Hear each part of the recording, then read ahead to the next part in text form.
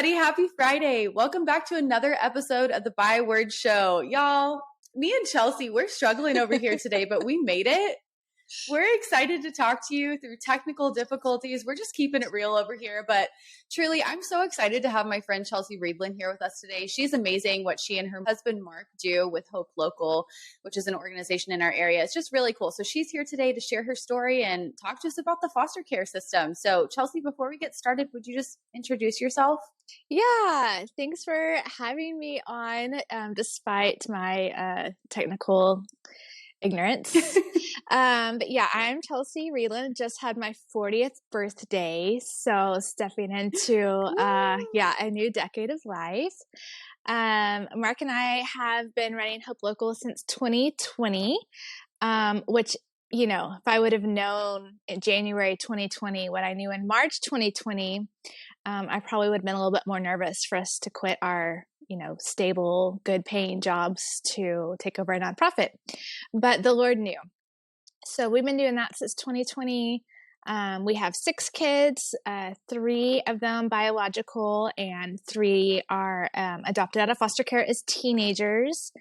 And then we've had around 17 temporary foster placements come through our home. So we only have 3 kids in the house right now because some have started school because, of course, neighbor kids are here as well. So hopefully we will not be interrupted, but,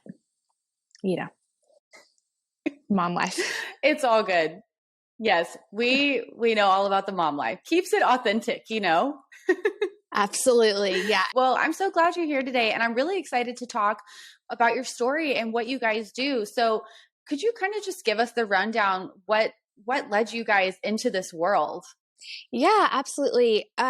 Even as like a pretty young kid, I thought it was crazy that there's kids that don't have a family or that abuse happens to children. And it was just something that always really broke my heart. And then in college, I worked for a nonprofit helping run a after-school program for at-risk kids. And so that's what I did every day in between classes. Those kids became my kids. So instead of, partying on Friday nights in college, I was at the middle school volleyball game cheering on my kids. So they definitely kept me out of trouble, but also, and they're like married with kids now, which is wild. Wow. So that kind of even more so, I didn't know a ton about child welfare at that point. None of them were in actual foster care, but definitely some of them, if I was like a reporter then, I probably would have had to like report some things. I just didn't know any better. So did that. And then my actual degree is in education. And that was kind of my first time about learning about being a reporter. Teachers are actually the #1 reporters of child abuse. So I learned how to report and things like that in my college classes. I was supposed to be unable to have kids at all. I have like lots of hormonal issues and cysts and all those things. We don't need to do TMI. So actually my first date with Mark, I talked to him about adoption and foster care. He kind of knew if he wanted to hang out with me on Friday nights, we were going to be at the middle school band concert, volleyball, football games. And I switched cars with him all the time because I had like a truck, like a 1-row truck, and he had like an SUV. So I constantly used his car to like pick kids up, to bring them to church or over to my house or whatever. That was just kind of like, if we want to be more than friends, I need you to be okay with this. I cannot have children biologically. So like adoption is kind of the only way for me to be a mom. Still didn't know a ton about foster care at that point, just adoption. 3 months after we got married, I was still in college. I got pregnant. Yeah, so that was a shock. Wow. And yeah, Justice is about to be 16 and get his license in 2 weeks. So it was just kind of always in the talks of adoption and foster care, really from like honestly our first date. So that's kind of what led us into that. And we started the adoption process. Joel, my youngest, he's about to be 10, but he was around 3 at that point. So we thought, let's get a 2-year-old. My biological are all boys. So we were going to get a little girl, was totally prepared to be a girl mom. And once we got licensed, it was when we really saw the need for older kids, and ended up adopting a 17-year-old girl and her 14-year-old biological brother. And that's when I started working with Hope Local, running some of the initiatives to advocate for older kids in foster care. Wow, that's amazing. And it's just so cool that from the beginning, this has been a part of your heart and your story, because I know you said in 2020, you wouldn't have even imagined taking on all these roles that you guys have taken on, but it's just really cool to see how God connected the dots for you guys from the very first date. That's so crazy. I had never heard that story, but I love that so much. And it's really amazing work that you guys do. And if I hadn't heard your story or didn't know about Hope Local, I honestly would not be aware of what's happening with kids in our community and the welfare system, foster care system, and all of that. And so I think it's really amazing what you guys do, not only for the children, but also making people aware of this issue. So what has your experience been, not only as a foster care parent, but working in the system? And what do you wish people knew about what's going on? Yeah, I wish people knew how prevalent it is right here in our community. I honestly, again, had no idea the amount of children that were aging out of foster care and the probability of their outcomes when they do age out. There's all these big organizations, which I think you're connected with a few for sex trafficking. But once I started learning more, it's 80% of the girls that are trafficked are from foster care or have spent time in foster care. Same with homeless. It is very, very common for our kids to age out and end up on the streets. You think about when you're 18, 19 and know everything and your parents are idiots, right? Like we all did. And we lose our job or our car breaks down. And we decide maybe we'll call mom or dad and they'll fix our car for us, or they'll come give us a ride. And just that prevents homelessness. That small act of having someone to call and fix your car and pay them back as you get paychecks is a prevention of homelessness. So I wish people could see how common it is, and that bringing kids into your home is not the only way to help child welfare. A lot of people immediately avoid eye contact with me because they're like, oh, she's going to make me take a kid into my home, or she's going to talk about all the teenagers. And yes, if you want a kid, definitely hit me up. But there's so many ways that you can support without bringing kids into your home. One of our main things is this is for everyone. Bringing a child into your home is not for everyone. Being a foster parent and adoptive parent is definitely not for everyone. It is extremely challenging. It's for different seasons of life, but there are so many ways to help the vulnerable in our community. And that's, I think, what I wish people could know. Yes. And we will definitely get into that, because there's just so much to this.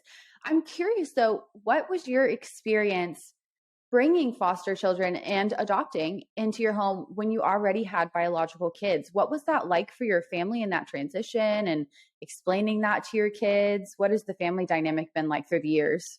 Yeah, I think that's one thing that a lot of people, once they have biological children, they do not want to bring specifically older kids into their home because of, we try to protect our kids, right? We don't want them to see things. We don't want them to watch rated R movies and hear cuss words. And so to bring that into your home is definitely something that is hard. Like I said, our daughter was 17 when she turned 17 the month she moved in, and we did a super fun birthday party. She loves Christmas. Her birthday is in June, but we did like a Christmas in June and like literally like pulled out the Christmas tree from the attic, and all of her presents were wrapped with Christmas paper, Wow. you know, like the whole like peppermint fudge instead of a birthday cake, like the whole deal. And yeah, it was challenging. I remember having all these rules, and at that point, this is showing my age, but like Power Rangers was the biggest struggle. Like, should Justice be allowed to watch Power Rangers because it's so violent, right? He was, let's see, 9 at that point. And then I have my daughter coming in, and I walk in and she's watching Criminal Minds. And I'm like, I don't think we allow Criminal Minds in our house for our children. And she's like, I've already seen them all. And I'm like, well, not in this house, you know, we serve the Lord. And so just like figuring out how to, one, parent a child that hasn't been parented, or has been parented very differently than how you are already parenting. With our kids, we really talked to them from very young, started the conversation at Christmas time.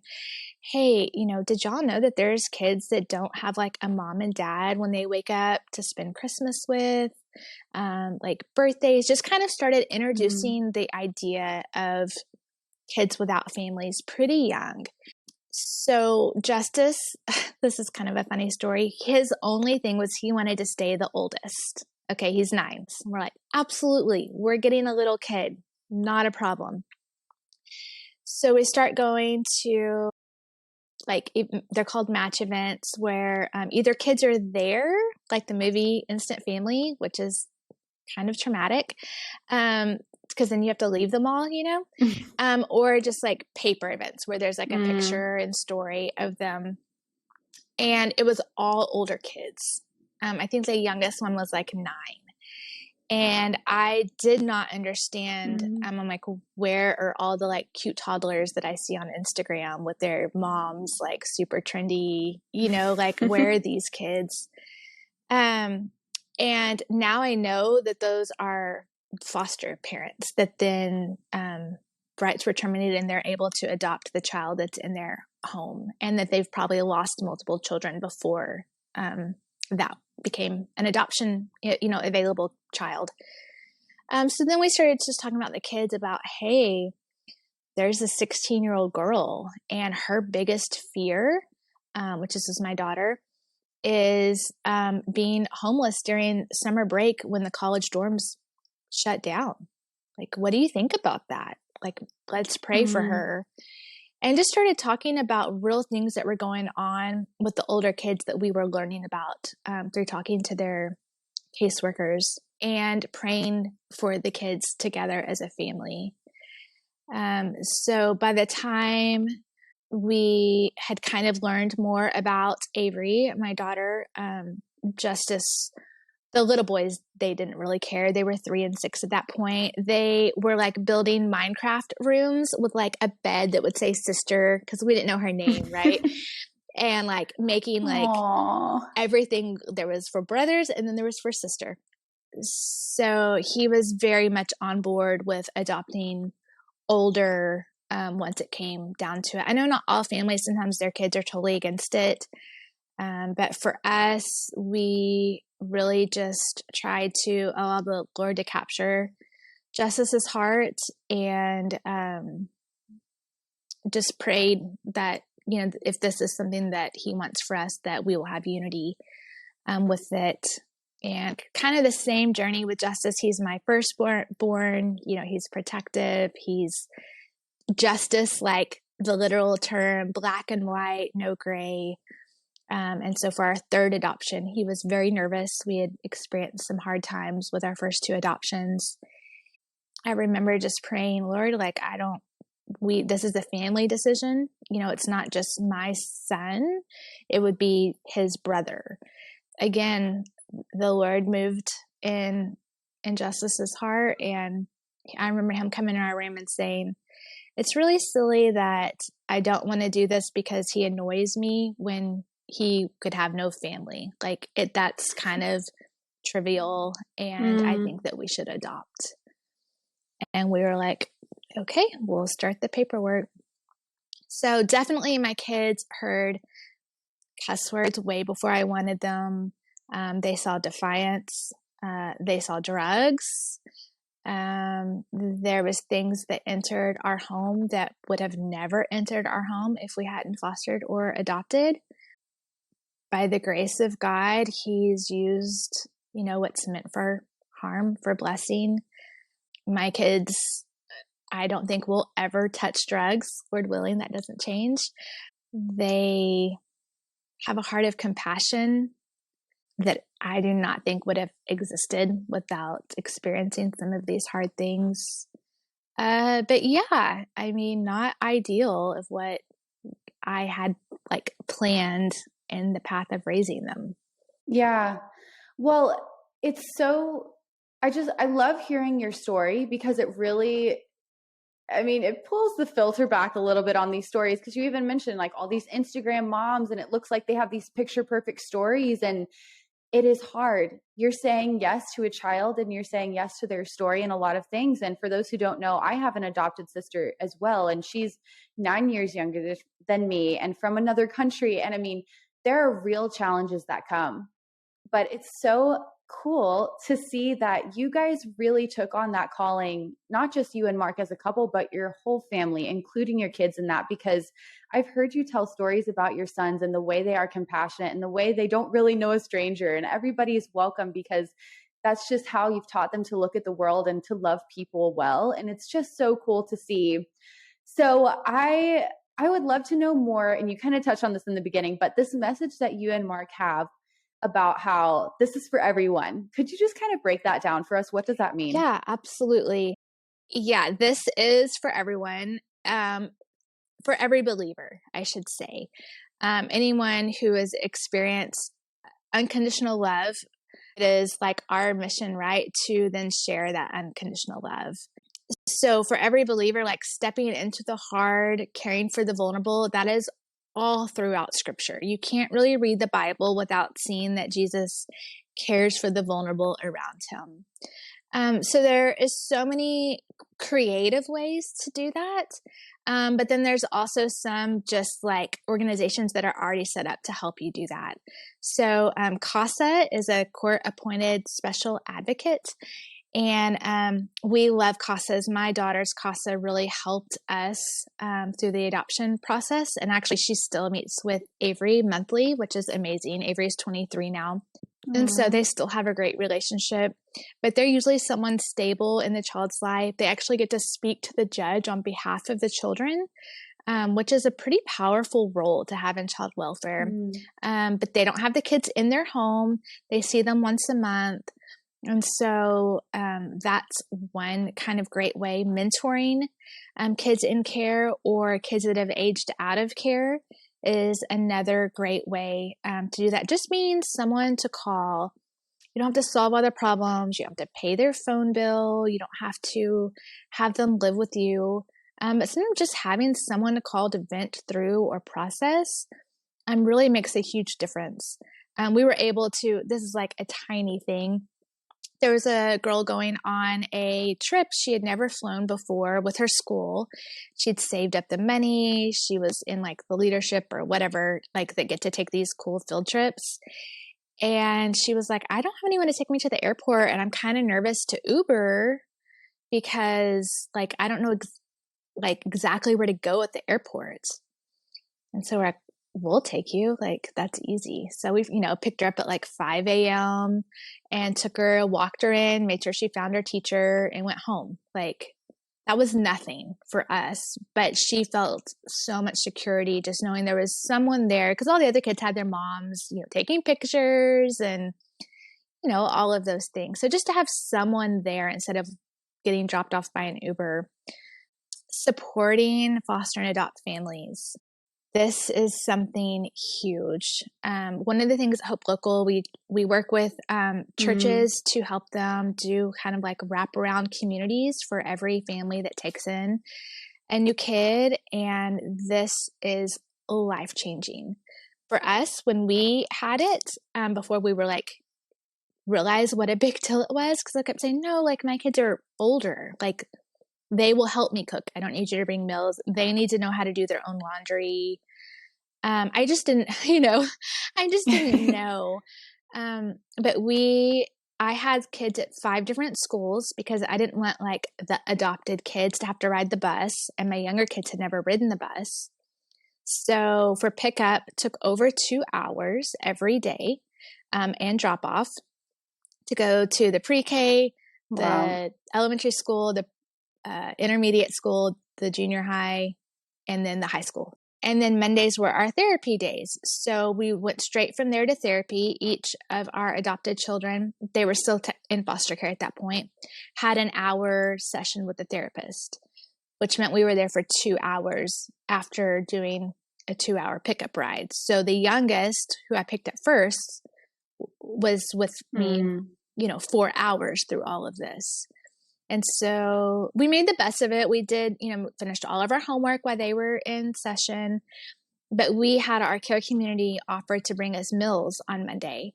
So that meant when I finished the 4 hours of everything, when I came home, there was a meal waiting for me. And I mean, that seems so small. It was life-changing for us. Kids wanting to play sports that have never played sports. Sports are expensive. You'll see when your little dude gets a little older. So we had another family take our son to Academy and buy him all the stuff for baseball that he needed to be able to play. And that's just something that we couldn't have afforded easily. It's finding like foster adult parents that are in your neighborhood, but also at your church. Not having fathers is a huge marker in poverty, crime, and incarceration. So for our men to step up and step into these kids' lives is huge. And then, of course, bringing kids into your home is also amazing, just because you get so much time with them and you get to speak into their lives a little bit more. So there's really a lot of ways to serve. Yeah, I love that. And the first time I heard you guys talk about this idea that caring for vulnerable children is for everybody, it just opened my eyes. And you're so right. I love how you touched on that in the beginning about how all throughout Scripture, you can't read it without seeing how Jesus cared for vulnerable children and vulnerable people all around him. And I think sometimes a lot of people shy away because they're like, oh no, I'm not called to adopt. I'm not called to foster. So I don't need to worry about that. There's no responsibility for me here. But the truth is, like you said, there are so many other ways to play a role. So I love that you guys teach that and make people aware of that, because you're right. It makes such a huge difference. So I'm curious, because you mentioned a few things already as far as homelessness, trafficking, and all the consequences that come from being in the system and all of that. Like what are the negative consequences that happen to these children when we don't step up and care for them? Yeah, definitely trafficking is a huge one. A lot of times kids that already have behaviors end up in like treatment facilities. And the goal of the treatment facilities is to help them process through things and provide healing. But a lot of times once they are used to kind of that facility life, a lot of them then don't have the skills that they need to function in a life when they're not in a facility. So easily being trafficked, having someone tell you what to do, when to do it, how to do it, is kind of preparing for trafficking and incarceration. And so being able to step in, even if a child is in a facility, we've had to have our children that we've adopted in a facility. We've been very open with our story and challenges, but to still have like, we're mom and dad, the goal is for you to be back home. The goal is healing. We're going to be at every therapy session to process this with you. You are not alone in this. That's really the goal of the facilities. It's not to parent the children. It's to provide therapists and healing. So it's still important to have a family, even when that is kind of the need for that child. But yeah, sex trafficking, I think I said already, 80% of people that were trafficked had spent time in foster care. Incarceration is the same thing. I think it's like 89%. of youth that age out will spend some time incarcerated. This was a stat that blew my mind. When prisons are going into different areas and they're budgeting how many like beds, right, to build for their facility, they actually work with child welfare to see what the approximate amount of kids aging out is going to be. And that is how they budget how many beds for the prison, which is wild to me. Yeah. Wow. Yeah, that's crazy. I mean, in that meeting, I'm sure my like jaw was on the floor and I'm like, no, this is not okay with me. Homelessness is huge. Usually within the first year, youth that age out have spent some time with homelessness. So those are kind of the main things. Graduating from high school, graduating from college, or attending college is a big thing. Kids who age out of foster care actually get free tuition. So you hear that kind of thrown around a lot. And it's like, oh, then why do less than 3% of them have a college degree? Well, working in this now, I was working with a young man. He aged out at 18. He had not graduated high school yet. So he had to figure out a way to wake himself up, get to and from school, get groceries, all of these things, at 18. The state does help with that. They have supervised independent living, which is another whole topic that I would love to cover at some point. But you're still independently living. And then he applied for UNT. He got in. I'm like, great. Well, you have to go to orientation before you can register for classes. Well, orientation is $200. And so he's like, I don't have just an extra $200. Also, how's he going to get to the dorm to move in? How's he going to get stuff for the dorm? So yes, their tuition is paid for, but there's so many steps before you start that first day of class. Same with driver's license. Most kids that age out do not have their driver's license because, who wants to let a kid drive their car that you don't know? It's scary, right? So that's a small thing, having mentors step in and just help kids get their driver's license, drive their car. We have insurance. Like all the kids that drive our cars are stressed out. And I'm like, we have insurance. It's fine. I mean, be careful. Don't wreck it on purpose. But so yeah, the stats are not good for kids without family. It is an uphill battle for sure.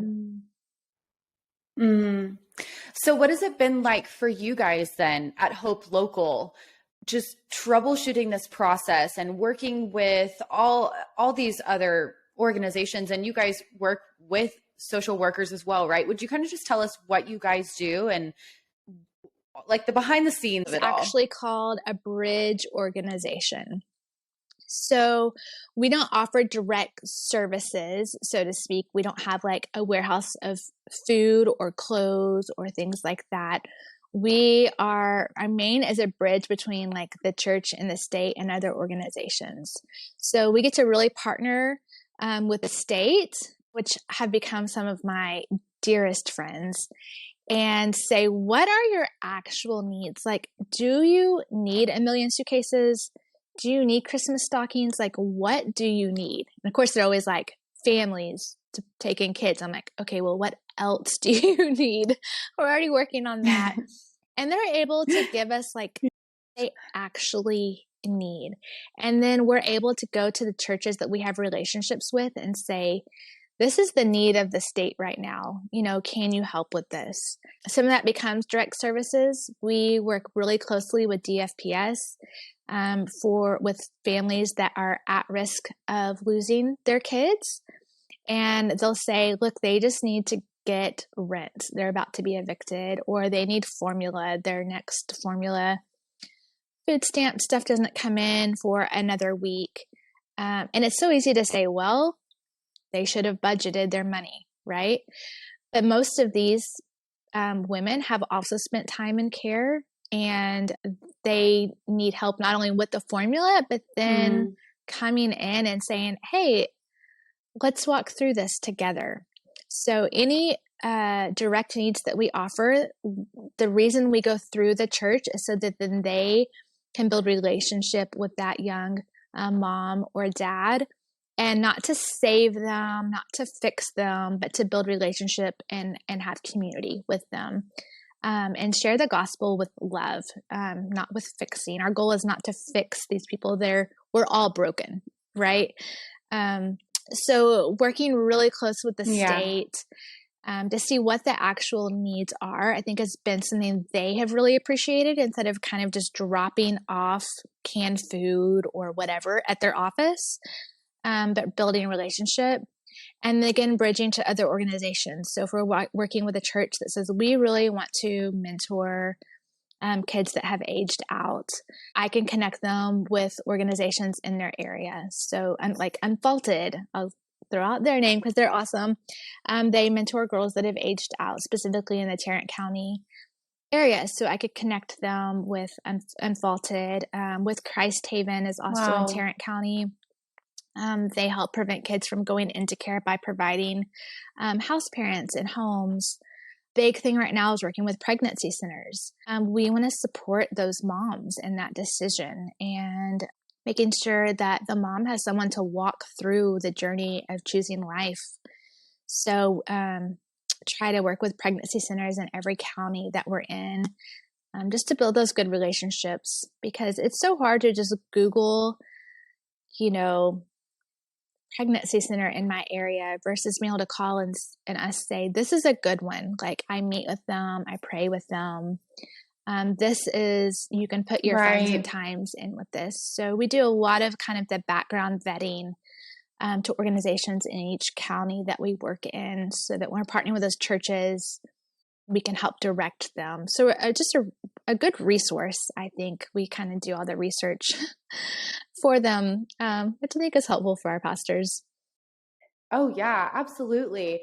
And I think it's just amazing to me that there's so many people. And I mean, I was one of them until I found out about Hope Local and everything you guys do, but just so unaware of all the ways that we can help besides fostering and adopting. And I love even the proactive care that you mentioned, just coming around families who are at risk of losing their children and coming at it from the approach of, I'm not trying to fix you.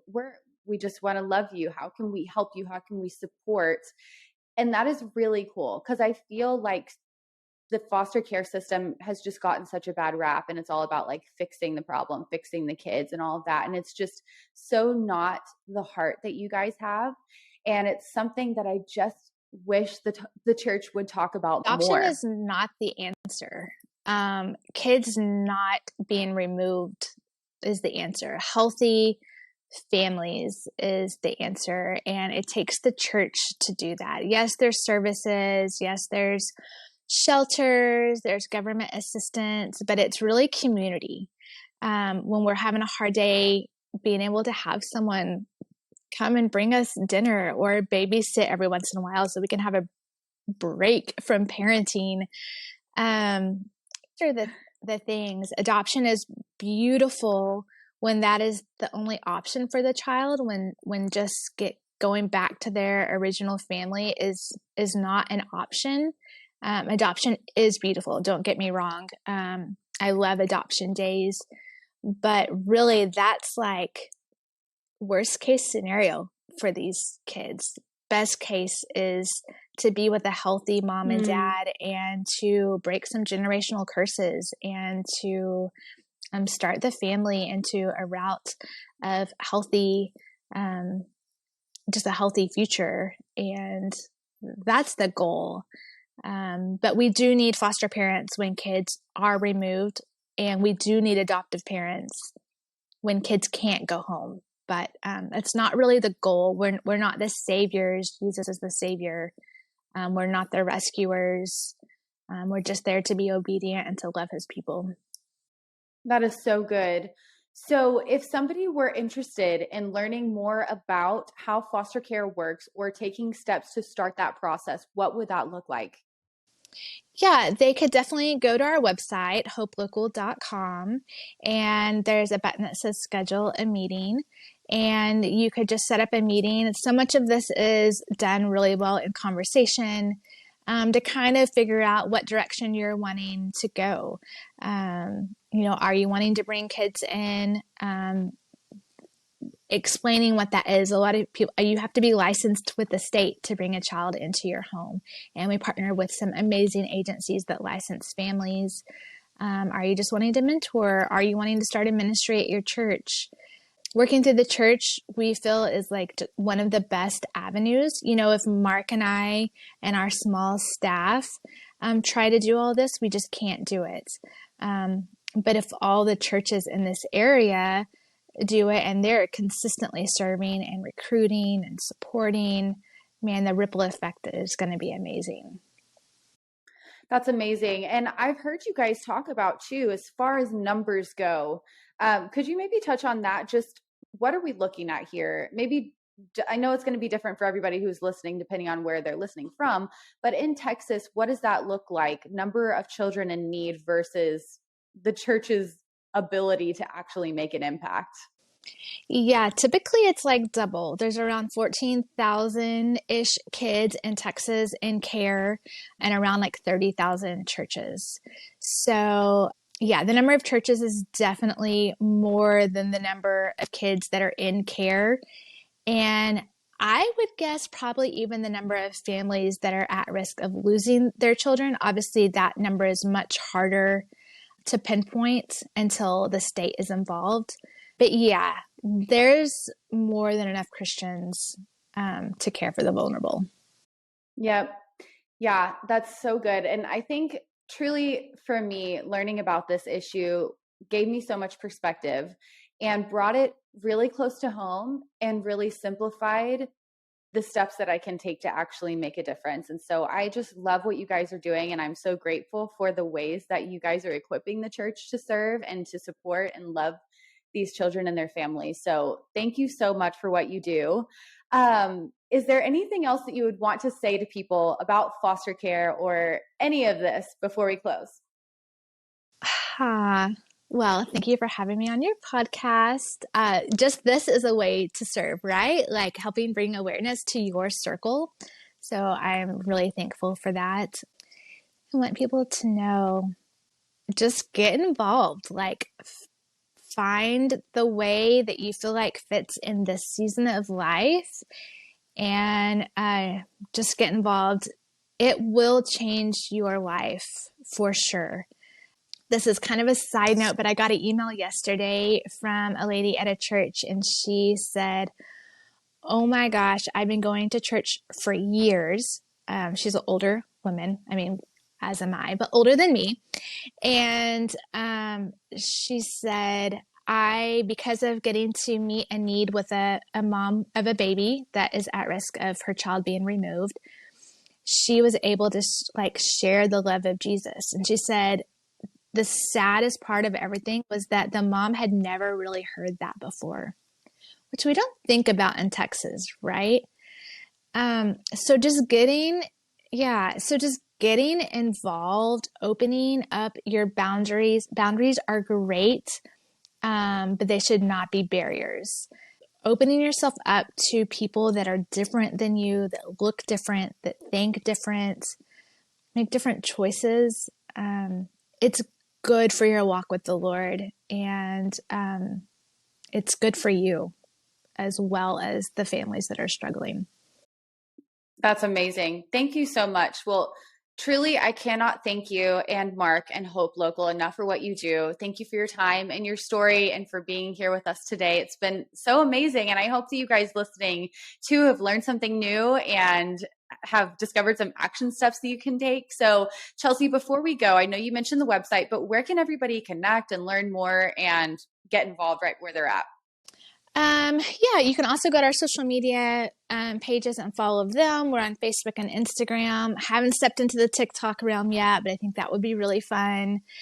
You can always email me, chelsea@hopelocal.com. We love just walking the journey with people to see how they can get into this. So, but yeah, definitely follow us. We have some amazing adoption stories, some amazing reunification stories, and just pray for us. Give is another way.